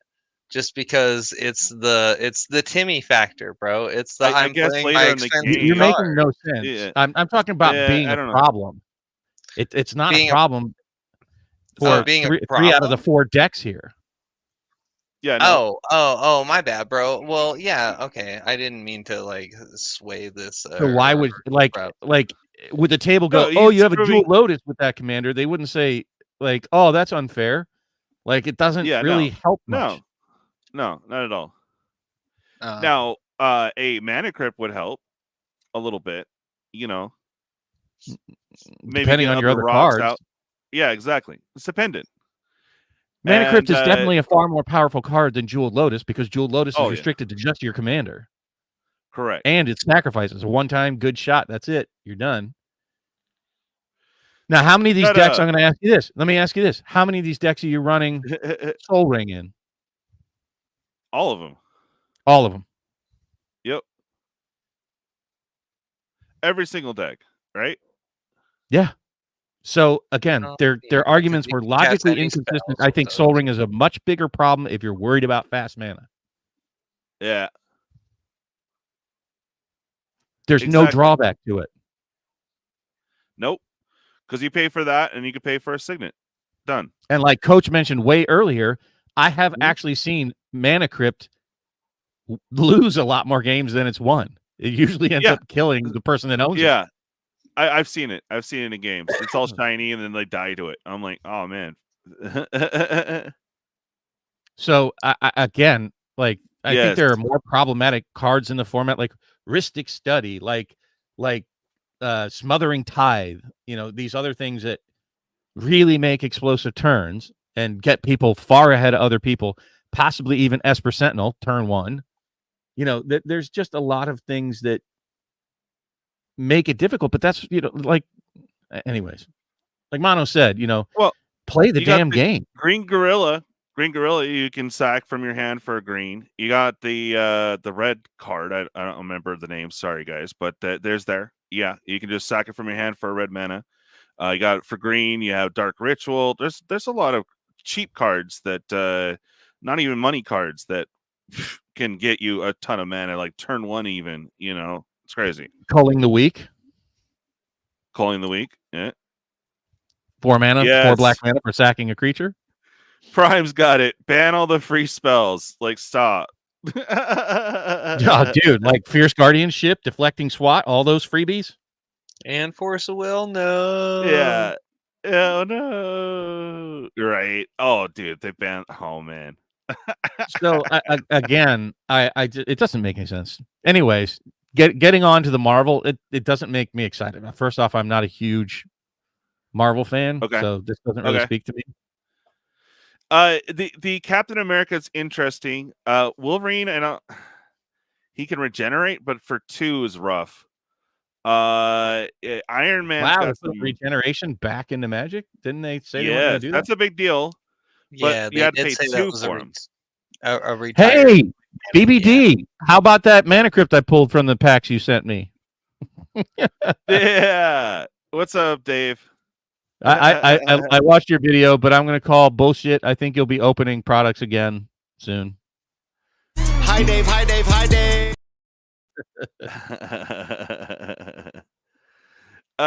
Okay, you aren't thinking like WotC. This IP has billions on the line. Oh yeah, dude. No, I mean it has mad potential. These being spoiled right now, they're okay. I don't see anything I really want to rush out to build a deck with right this second, though. I mean Teferi's Protection is the most exciting thing here to me. Which one? Teferi's Protection. Oh, right, over in the corner. Yeah, right. They're interesting. It would be a fun build around. So there's that. If they're not going to ask for $1 gazillion, these look like they're all secret layers. So this guy's going to get in trouble. They might see in the Pinkertons, I think. So good times. Oh, we lost Mono. He got bored of his railing. He what? He got bored of his railing on the ban. Oh, right. I'm personally excited about these Marvel cards. I think they're going to make great binder filler. Oh, for sure. Along with your... What do you mean by that? You should do that like every 5 minutes. Oh, right. Well, I had the other ones too. Just pop in randomly, you know. Nobody even commented on the fancy schmancy version of Mana Crypt behind me. Oh no, I noticed it. It was great. It's great. Okay, where's the stupid folder? There it is. Yeah, I had there you go. For the feel bad moments, we could just put this up with that dying violin, you know, where they play at funerals or something. Dude, I sent you the perfect video clip for that. Oh yeah, yeah. I think it was short enough, but I'm like, oh, dude, I don't want to risk it. Maybe. Oh, I can't download it right now. Damn it. You could, but yeah, like, I don't know if you could just play it straight up on YouTube, but whatever. Yeah. No, I'm pulling it up right now. We'll risk it. Okay. This is literally how I felt immediately when they announced it.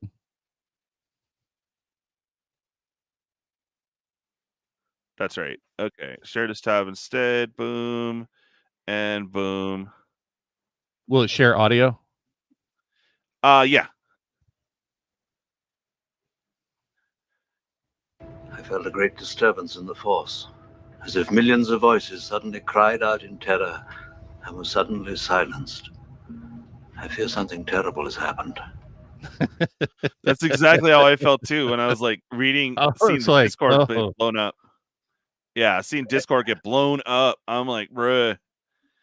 Where interestingly, where did you guys first see the news? It Discord surprised me, huh? Discord, because people were going off, and my chat or mine, other channels especially, dude. I saw it on Joey Moss. He was the one that broke this to me. I wasn't watching the announcement live or whatever. However it got leaked.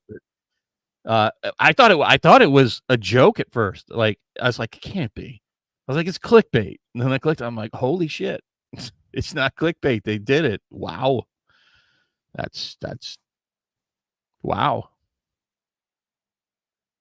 Right. It must have been some Twitter or YouTube notification for me. I'm sure I got some screenshots. I've been over this whole week. I've been collecting screenshots because, oh man, this tea is so spicy, man. I don't know. I'm not sitting here trying to enjoy people's pain for their loss of value. But it's just like, damn, this is exciting. It's like, oh well, there's a tornado strolling through one state. Oh damn, it's been 5 days. It's strolled through 10 states. I understand that there was a desert of a drought of Magic news that was exciting. Yeah. This is not the way to generate buzz, in my opinion. Oh, for sure. A lot of people are capitalizing on it, though, man. I'll tell you what. It dipped down to $60, but it's still back up to 100. So again, I hate when people do this and they look for trends far too early in the cycle of things. It's not. I'm not saying it's a trend, Bob. It's just interesting, Yeah. Well, I'm saying that there's no way for us to predict where things are going to land in 3 months. If I had to bet, I'd say down. Yeah, I agree. I thought it was a joke. You're not wrong. You're not wrong. And realistically, the bigger impact is going to take years. Just like what BBD said, right? Mm-hmm. He's not buying any more product until they unban it. Multiply that by millions of other people out there. Oh, yeah. Like, the impact is just, wow. Like, what a misstep, in my opinion. Right. I think it's worse than M30. Speaking of misstep, hey, we're trying to close this out. If anyone wants any Duskmorn, I'm going to be real brief on it because this is financing the giveaway box. We got 6 seats left, $15 a pop, 3 packs to keep, battle high and low. I know it's bad, but dude, we got to do it. So if you guys are interested, I was thinking of firing tonight. But whatever, let me know. Other than that, dude, this whole news, like again, I was sitting there on my phone waiting for a doctor's appointment, and it's just like a flood of information. Like on Jake and Joel's, it was crazy because like you couldn't even read or go up because it would shift you down to the bottom. And I was just fighting that, trying to figure out what the hell everyone is talking about until I finally got to an article and then finally went over to my page, found it. Thank you, Cosmic, for posting that for me. I was like, oh, finally I could see what the hell everyone's going on about. And then, oh, damn. And just sitting there, powerless at the freaking doctor's office going, I need to stream right now because this is crazy, man. It's crazy. So I don't know how did it affect you, Bob? Like, was it like, oh, really? Or like, what happened? Again, I feel like, all right, so this may sound corny, may sound like horseshit, but I feel like a shepherd of the Magic community. I do. I feel like I try to insert sanity. I'm a middle of the roader by nature.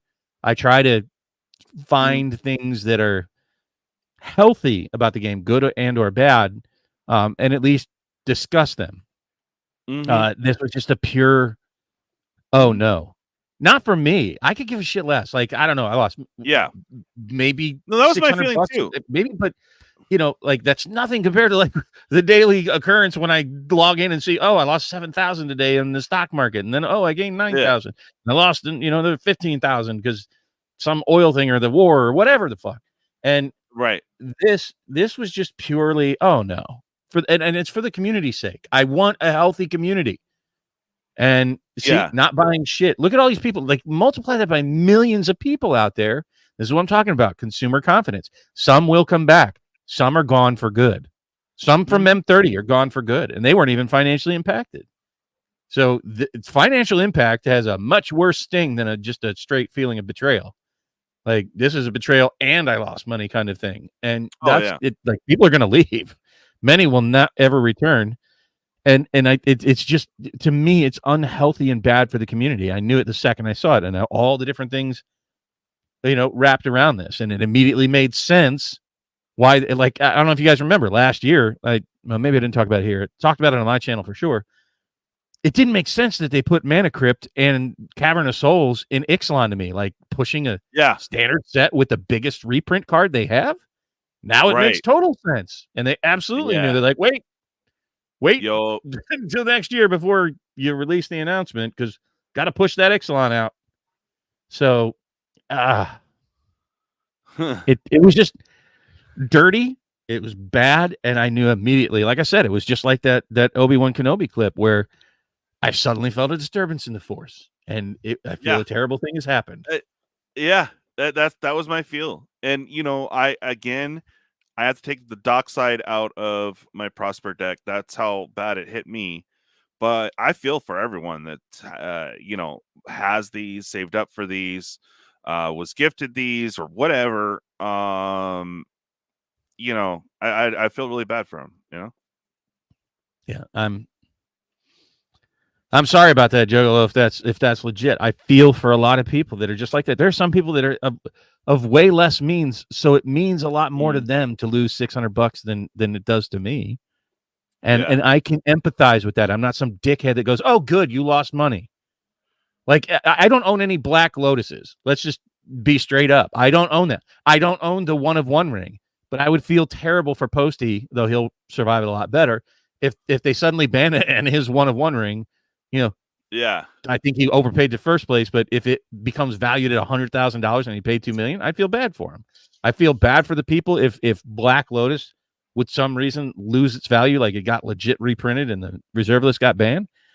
I don't own any Power 9, and I would feel horrible for the people that have invested so much in them and suddenly would just be drained because of some irresponsible chucklehead over at WotC. Like, that's just, and like I said, I don't blame the rules committee, and they couldn't really ban it without WotC's permission. Don't kid yourself about that. If WotC straight up said no, they couldn't ban it. People like to disassociate them completely with WotC. No, WotC could sue them because they own the IP for anything that they do. So it's by WotC's graces that the rules committee even exists. Yeah, so WotC 100% has the blame for this one. So I'm a passionate yet casual Magic player, and I own 2 Mana Crypts and maybe a Dockside. I had one sleeved up in a Nicol Bolas deck just because it was my fun flex deck. And to be honest with you, as much as it, air quotes, hurt to unsleeve it, it really didn't have an effect on me personally because I wasn't that invested into the game of Commander using specifically Mana Crypt. I feel like I can interact with Magic and Commander as a format without that card. But I'm not discrediting any effect that it's had on other folks, right? If you asked, you know, the panel here, you know, how did it affect you? Me personally, I'm okay, bro. I saw a loss of 1,000 in crypto, you know, this last month. So $200 ain't shit to that, you know. Yeah. But it still doesn't feel good, and you know, I definitely can see the struggle because I'm a seller on TCG Player, right? I do buy and sell cards here and there. and that will affect my card buying decisions. So like if say somebody on Facebook Marketplace or Craigslist, if people still use that, is selling a lot of cards and they're promoting Mana Crypt as one of their premier highlight cards, I'm gonna have to take that into consideration and be like, yeah, you know, it's not worth that much now, right? Moving forward. So yeah, that shit sucks. Yeah. Yeah, no, I hear you, Attitude. You have no problem with the ban. I have a problem with the timeline and the reprints. Yeah, that is the main sus, I think, or takeaway. Right. Having it in Yeah, it LC just seems a little and Commander Masters, and then in the festival in a box, bro. That was dirty, super dirty. So I did have it. This is not my deck. This is the deck for my fiance. I have both Jewel Lotus and Mana Crypt in there to support being able to play reasonably her commander. Right. Because it's an 8 cost, right? Just for the first time. And you get rid of it, and it's just, you're never going to get the commander out. So it's the only deck that I even put them in. And it wasn't for me. It was so she could actually feel like she did something. And I'll tell you, this deck is very low win rate. So not really a big deal, right? That they were in the format to begin with, but now it just kind of cripples this deck. I think it actually hurts a lot more some of these battle cruiser style decks that play big fat commanders rather than fast early turn commanders, right? This is Avacyn is definitely a battle cruiser commander. She's not a competitive deck. Right. Now it's almost going to be unplayable if I can't put Jewel Lotus and Mana Crypt in it and like just insert expensive casting cost, commander here. I think it hurts a lot of casual decks as much, if not more. If you're not in green, especially if you're not in green. Right, Bob. If I may, it's not that it's unplayable. It's that it's a lot slower, and now you're being forced to play at this battle cruiser speed, and you may not want a longer game.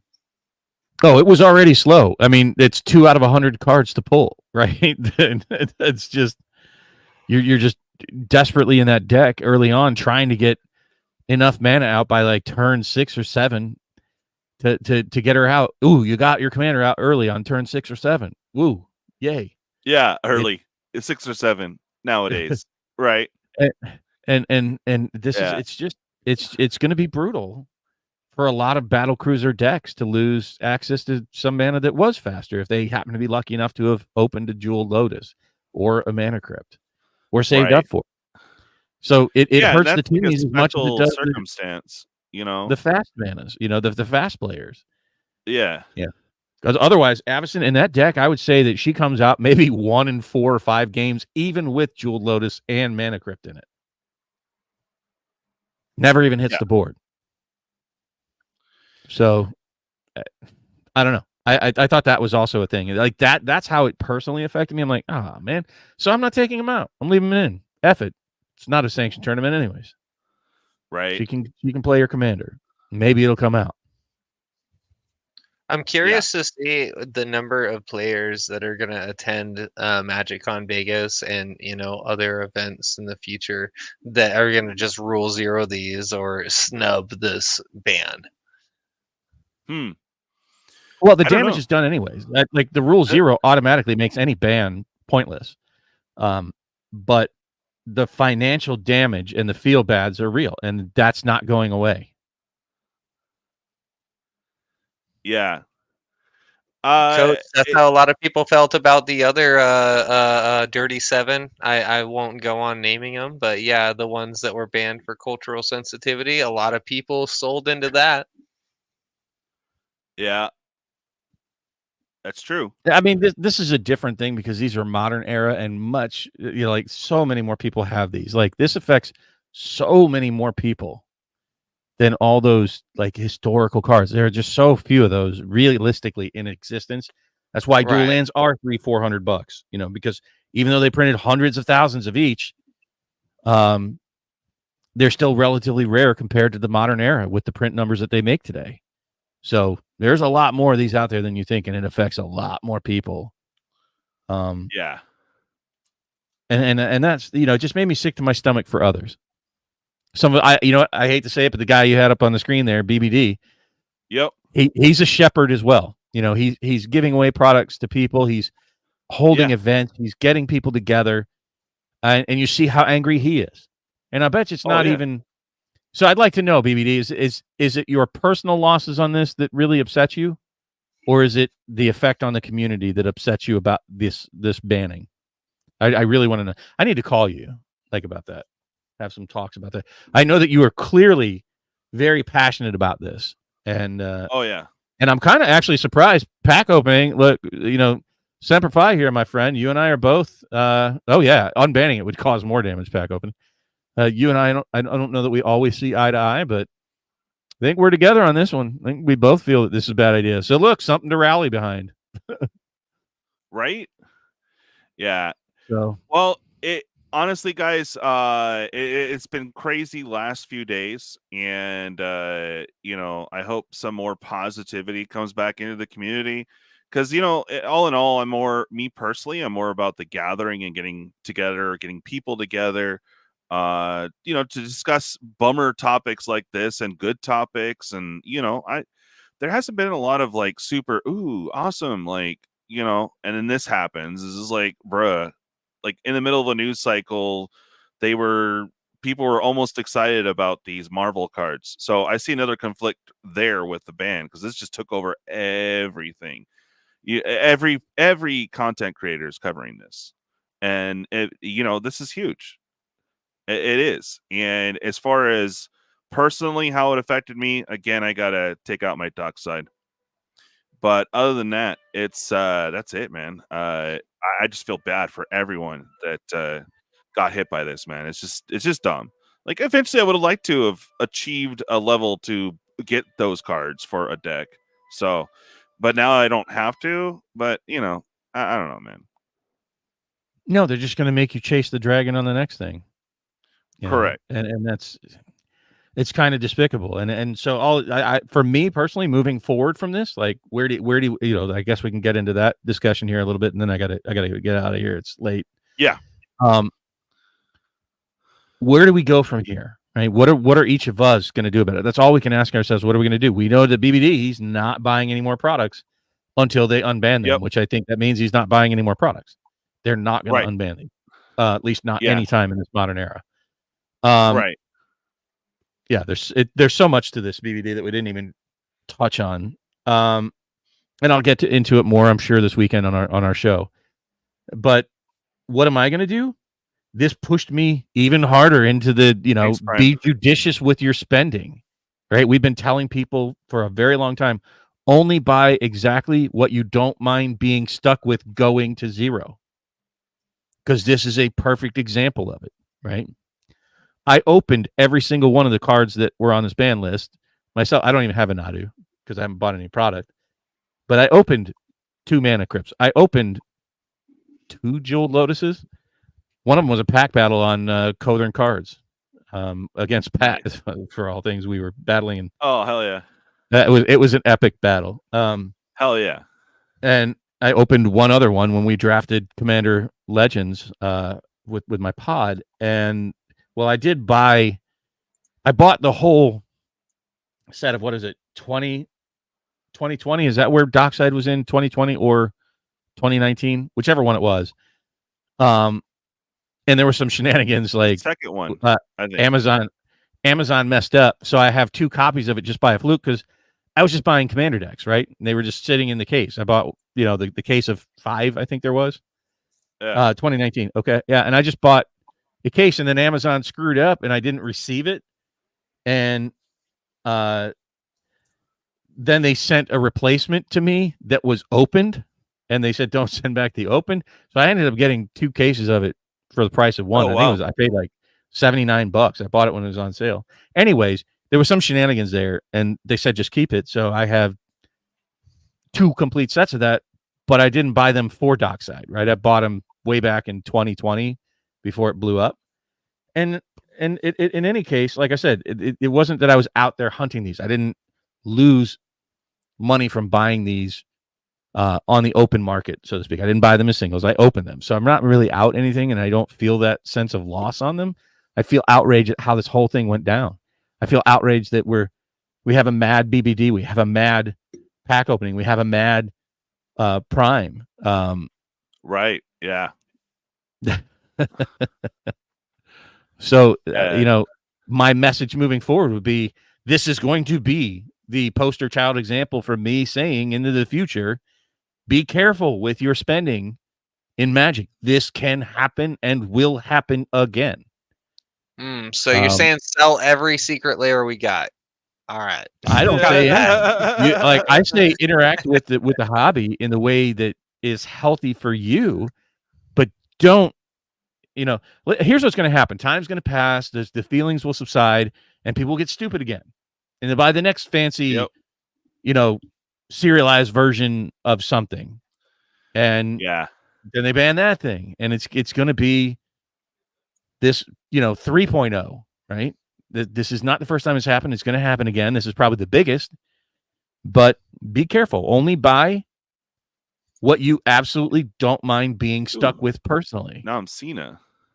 So, that's my message, and going to be my message moving forward. And I think it's going to take an exceedingly long time for me to establish any form of trust that they won't pull the rug out from underneath you again. They keep doing it over and over. Yeah. It's crazy, man. I don't know why. It's just like, why are you doing this to yourself? If they had gotten rid of Soul Ring and all fast mana, it would have made sense. Made more sense. I wouldn't have liked it. I wouldn't have liked it either. But still, I mean, they would have had to ban Chrome Mox. They would have had to ban Mox Amber. Mox Opal. All those really fast mana. Lotus Petal. All these super fast zero casting cost manas, and maybe even one. Like, do you throw Metalworker into that bin as well? Right. But do you throw Lion's Eye Diamond in there? Do you throw Diamond Lion in there? Like, these are all, like, do you throw Dark Ritual in there? And the red one, I can't remember what the red one is. Okay. But again, it's just going to make me advise even more caution to the viewers out there, and just because I will remember this. I have a memory of an elephant. I will not be the Timmy in 30, 60, 90 days, 1, 2, 3 years from now that doesn't remember that this happened. And I'm just going to advise caution. That's all we can do. Is what do we do moving forward? Because this is done. Yeah, I mean, I still like to experience all the sets and stuff. So, like, I try to do these just so that we can experience them for the channel, the box battles and all that fun stuff. I still enjoy opening packs. I don't know about y'all. Do I support this decision though from WotC? No. I mean, I don't know, man. They have to make they'll probably make something that's like a 1-drop Bob that does 4 mana instead or something, or no, 3 mana and does 4 damage to you. There's 1,000 ways, but here's the thing. Exactly. What faith will you have that they won't ban that? Yeah, right. After they milk it. Right? There's nothing that's not, everything's on the table, boys and girls and others. It's play boosters. You can only buy collector boosters until 2025. I say 2026. They can drop it. Yeah. Oh, okay. All the way to not only is it to where they drop the license, but they also have to empty the warehouses, right? Yeah, that's true. Yeah, got to make sure you have time for that. So they'll any moment now they're going to drop a special edition of the special edition. So look out for that. I think Shieldred is like also in that mix. Like, she caused a lot of problems in a lot of places. Yeah. So I think that Shelly, they haven't finished milking it because it didn't get such a warm release, and I think they got too much still on hand. I think that's on the table for sure. All but the One Ring, doubling season and Soul Ring, maybe. Doubling season, yes, but One Ring, no. You can trust that will be good for another year at least. I don't think they're going to ban the Soul Ring because how would they justify saying, "Oh, we told you why we're not banning it, but now we're going to ban it"? Like they can't walk it back. Oh no, but that's in every deck though, so it's like, you know, bigger problem in my opinion. It's right. Let's ban the one that's in 6% of decks, but leave the one that's in 90% of decks. Like exactly. Exactly. How does that make sense that we're trying to slow it down? Yeah, exactly, Kevin. For their own fingertips, note cards are off the table. Oh, for the hammer. Yep. Oh, agreed. Yeah, no, I hear you. Except for the including reserve list. That includes your guys, Gaia's Cradle. It includes, your Mox Diamonds. It includes your dual lands. Can you imagine the freak out if the first thing was like, oh, fast mana, so we're immediately getting rid of OG dual lands? Like, bruh. It might happen. I'm thinking what that would do to the fetch land prices. Right? Like, right. Ouch. Yeah, you can still fetch a shock and some others, but yeah, dude. Yeah, but the number one thing that most people go get is a dual land. Right. That's the most fetched land. Exactly. Again, it's such a punch in the nuts to the entire community. And the only people rejoicing are people that have no skin in. What's that? Sorry. I said, speaking of punching in the nuts, I got to go make dinner. Oh yeah, I need to get out of here. Let's go ahead and wrap up. I just need to say a couple things. Tomorrow is we will have the battle for patrons. That box is in. I also am trying to fill a box battle. I know all this talk of not trusting WotC, but hey, I got to sell that thing so I can get the giveaway box. Dang it. I know, man. Such bad timing on everything. But other than that, Bob, tell us about your show tomorrow. Shill. It's not tomorrow. It's on Saturday, but Saturday. Every Saturday at 7 p.m. Come watch us Cardboard Odysseys for Cardboard Conversations. We talk about this kind of stuff and lots of other things like video games and board games. So come check us out. Oh, yeah, for sure. TCGDude, got anything going on?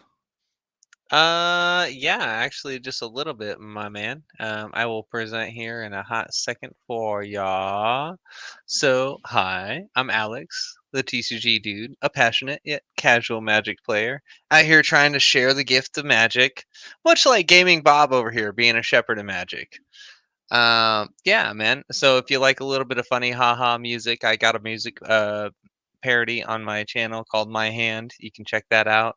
If you're interested in getting some Magic that's a little bit outside the box, I got a Japanese core set box break series going right now, featuring core sets 2014 to 2011. And right now we're starting with 2014. I have 3 seats left.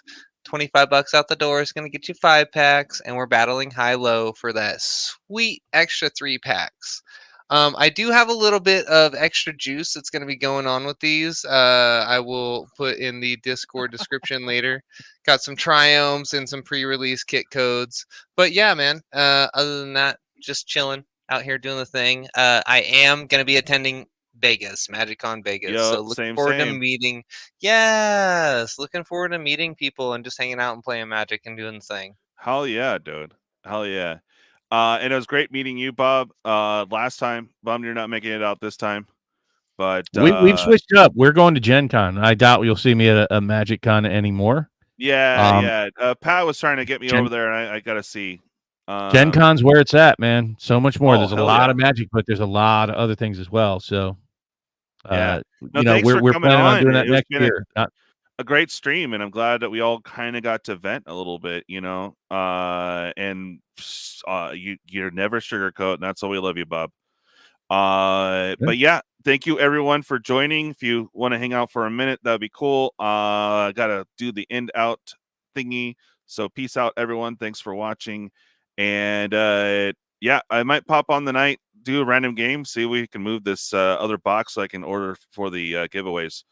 That'd be awesome. All right. Well, thanks everyone. Have a good one, and we will catch you next time. Bye.